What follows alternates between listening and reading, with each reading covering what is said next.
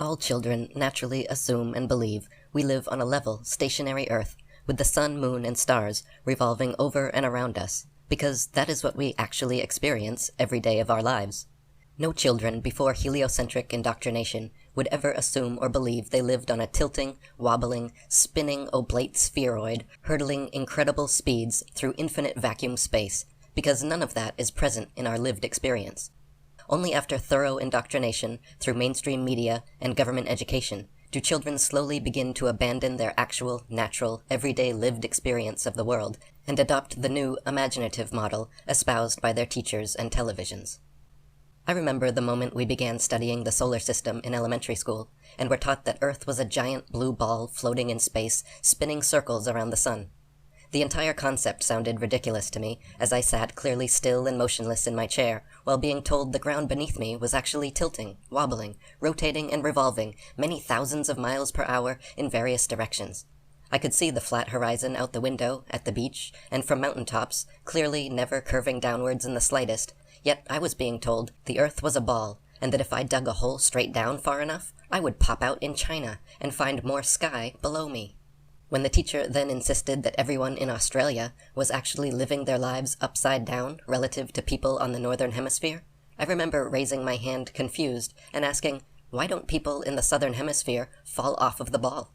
To which my teacher readily replied with the heliocentric model's one-word magical answer for all critical questions: gravity.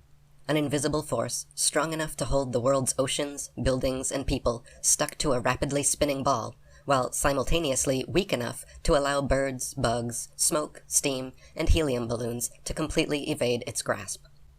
As a child, I didn't have the vocabulary, confidence, education, or experience to contest anything my teachers and textbooks were claiming, but my bewildered brain never fully bought the model being taught, and there always remained a nagging inkling in the back of my mind that Earth was not as they said. During college, I wrote my first book, Asbestos Head, in which I outlined several problems with Big Bang cosmology, and synchronistically chose the Flammarion flat Earth painting for the cover of the book.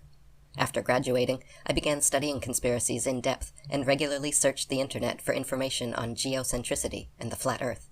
The first links to show up were always from the Flat Earth Society, which made ridiculous claims like saying Earth is a flat disk constantly rising upwards through space at 9.8 meters per second squared to explain away the effects of so-called gravity. This and other spurious claims made on their website actually turned me off from researching the flat Earth for a time. I soon continued my search, however, and began to find that there were actually entire books written about the flat Earth in the 19th century. The first 2 volumes I read on the subject were Dr. Samuel Rowbotham's Zetetic Astronomy, Earth Not a Globe, and William Carpenter's 100 Proofs Earth is Not a Globe. These books were full of factual information and evidence, nothing like the farcical, satirical Flat Earth Society and their website loaded with nonsense theories. For example, these 19th century flat earthers claimed the Earth was motionless and gravity didn't exist at all, citing abundant proof for each, unlike the modern Flat Earth Society, which claims without any proof that gravity does exist and that the flat Earth is a disk shooting vertically straight upwards through space forever. In 2008, I finished writing and published my next book, The Atlantean Conspiracy, which included a full chapter on geocentricity and a few quotes from flat earthers denouncing NASA's supposed moon landings. At this point, I was convinced of geocentricity and leaning heavily towards flat Earth cosmology. Alex Jones was the biggest voice in the conspiracy community at the time, and in the hopes of bringing more attention to this most important subject, I sent to InfoWars Dr. Rowbotham's book, Earth Not a Globe, along with my book, The Atlantean Conspiracy. Their producer, Rob Dew, messaged me back, saying he would run it by Alex, and I never heard from either of them ever again. Several weeks later, however, it was made clear that Alex did get the message, because he laughed and said on air, I have actually been contacted by some flat earthers, saying I'm covering up the fact that it's some Atlantean conspiracy, which is the name of my book and website. I mean, the Earth being flat, that's clearly ridiculous. Though I've actually been contacted by some flat earthers saying I'm covering up the fact that it's some Atlantean conspiracy. For the next several years, I continued researching and digging the far reaches of the internet for content, and finally found and compiled a large collection of old books, lectures, pamphlets, and newspaper articles exposing the flat Earth. I have since made most of these into free downloadable PDFs and/or audiobooks, which I will leave links to below in the description box of this video.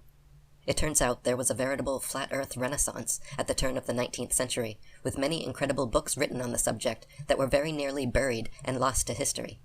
Here is a list of these old books and authors, all of which and more you can find linked below and on our IFERS forum.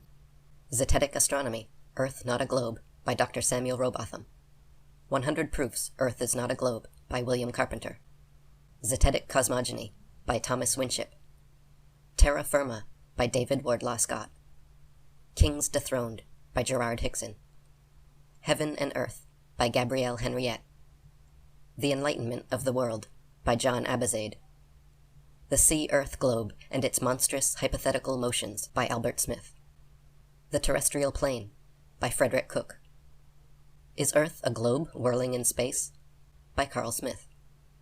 Chart and Compass, Sextant and Sundial, Latitude and Longitude, Plumbline and Pendulum, Globe or Plane, by the London Zetetic Society. Does the Earth Rotate? No, by William Edgell. The Shape of the World, by A.E. Skellum. The Shape of the Earth, by Arthur White. And The Earth a Plane, by John Quinlan. After reading these books, it became obvious to me beyond any shadow of doubt that Earth was indeed a motionless level plane and not a wobbling, spinning ball. As you can imagine, even with all the other conspiracies I had been researching and exposing, this particular revelation completely blew my mind, as it is literally the biggest and most fundamental deception conceivable, which has successfully duped nearly the entirety of humanity for centuries. I immediately felt an incredible, invisible weight on my shoulders to find a way to expose this lie to the world, and began planning what would be my eventual explosion of flat earth material onto the internet in November of 2014. Fearing for my life, I wrote my entire book, The Flat Earth Conspiracy, in secret, along with my The Flat Earth Conspiracy documentary, several other early videos, and lined up many radio interviews with the intention of mass releasing the flat earth information I had been creating and compiling for the past years, all at once, so that in case anything were to happen to me, at least I made a big splash and got my information out. I have received several death threats, which I have shown on my blog, but so far nothing has come from them. Since 2014, I have restarted the original International Flat Earth Research Society, made hundreds of flat earth videos, done dozens of interviews, written 3 more flat earth books, released 3 flat earth music albums, and narrated a flat earth feature film, all available for free to help spread this most important truth. In that time, I've had over 40 videos and 3 entire YouTube channels banned, 3 Facebook accounts banned, been permabanned from LinkedIn, had my music banned from CD Baby, Bandcamp, and TuneCore, my first album banned from all streaming services, banned from PewTube, Reddit, VK, Ike Forums, Prison Planet Forums, and Above Top Secret Forums, and had my entire website, blog, and IFERS hacked and deleted. Luckily, they cannot silence someone who refuses to give up and keeps coming back, and I have vowed never to stop my activism until the NWO dies, or I do. If you haven't already, please follow the link in the description box to all the books and other media I mentioned. If everyone actually took the time to read these old books, humanity would awaken from this deception overnight. It is a travesty that none of these books are read or even mentioned in schools. Instead, children are force-fed the heliocentric globe model with complete assurance that only our ignorant ancient ancestors were stupid enough to believe Earth was a stationary plane, when in fact, the exact opposite is the truth, and only the modern, manipulated man could be so moronic.